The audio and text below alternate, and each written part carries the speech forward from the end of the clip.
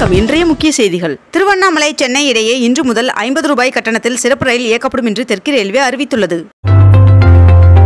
தேர்தல் பிரச்சாரத்திற்காக நரேந்திர மோடி அவர்கள் 2 நாள் பயணமாக மேற்கு வங்கம் பயணம் செய்ய உள்ளதாக தெரிவிக்கப்பட்டுள்ளது. வருகின்ற ஜூன் 2வது வாரத்தில் தமிழ்நாடு சட்டப்பேரவை கூட்டத்தொடர் நடைபெற வாய்ப்புள்ளதாக தகவல் வெளியாகியுள்ளது. கோவேக்சின் கொரோனா தடுப்பூசி பாதுகாப்பானது என்று பாரத் பயோடெக் நிறுவனம் விளக்கமளித்துள்ளது. நேற்று ஆந்திராவில் பறக்கும் படையினர் நடத்திய வாகன சோதனையில் 2000 கோடி ரூபாய் ரொக்கத்துடன் சென்ற 4 கண்டெய்னர்கள் பிடிக்கப்பட்டுள்ளது. நாளை அக்னி நட்சத்திரம் தொடங்க உள்ள நிலையில் வருகின்ற 28ஆம் தேதி வரை, அதாவது 25 நாட்கள் அக்னி நட்சத்திரம் தொடர்ந்து இருக்கும் என்று தெரிவிக்கப்பட்டுள்ளது. தொடர் விடுமுறையின் காரணமாக சிறப்பு பேருந்துகள் இன்று முதல் இயக்கப்பட உள்ள நிலையில் முன்பதிவு குறித்த தகவல்களும் தெரிவிக்கப்பட்டுள்ளது. தமிழகத்தில் 12ஆம் வகுப்பு தேர்வு முடிவுகள் தயார் நிலையில் இருப்பதாகவும் தேர்வு முடிவுகளை வெளியிட தேர்தல் ஆணையத்தின் அனுமதி கேட்கப்பட்டுள்ளதாகவும் தகவல் வெளியாகியுள்ளது.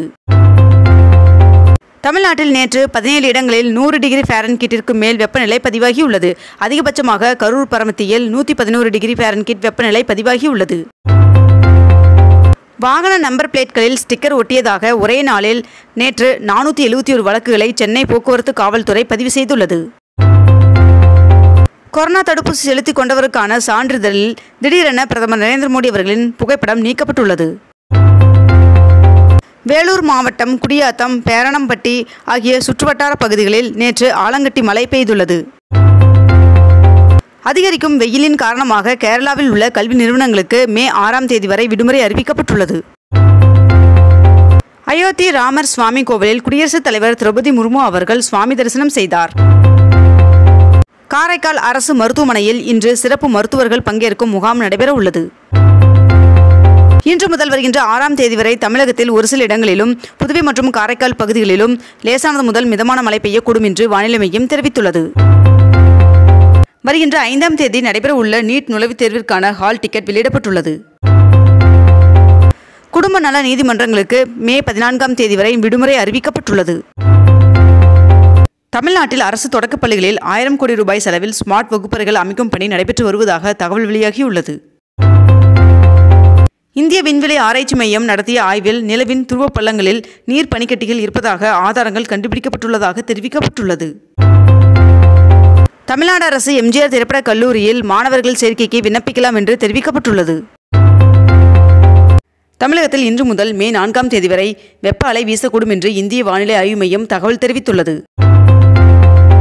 ஜிஎஸ்டி வரி வசூல் ஏப்ரல் மாதத்தில் மட்டும் 2 லட்சம் கோடி ரூபாய் என்று தகவல் தெரிவிக்கப்பட்டுள்ளது.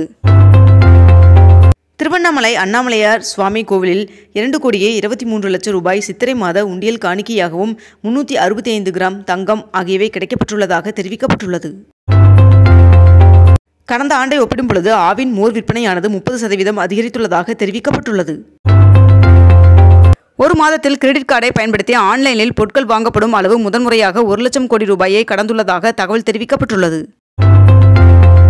கோவிஷீல்டு கொரோனா தடுப்பூசியால் ஏற்பட்ட பாதிப்புகளை மருத்துவ நிபுணர்கள் கொண்ட குழு அமைத்து விசாரிக்க வேண்டும் என்று உச்சநீதிமன்றத்தில் பொதுநல மனு தாக்கல் செய்யப்பட்டுள்ளது. 22 கேரட் ஆபண தங்கத்தின் விலை சவரனுக்கு ஒரே நாளில் 640 ரூபாய் அதிகரித்து ஒரு சவரன் 53,720 ரூபாய்க்கு விற்பனையாகிறது. அதேபோல் 1 கிராம் வெள்ளியின் விலை 87 ரூபாய்க்கு விற்பனை செய்யப்பட்டு வருகிறது. இத்துடன் இன்றைய தலைப்புச் செய்திகள் நிறைவடைகின்றன. மேலும் இதுபோன்ற அண்மை தகவல்களை உடனுக்குடன் தெரிந்து கொள்ள அக்னிபூ சேனலை சப்ஸ்கிரைப் செய்து கொண்டு தொடர்ந்து இணைந்திருங்கள். நன்றி.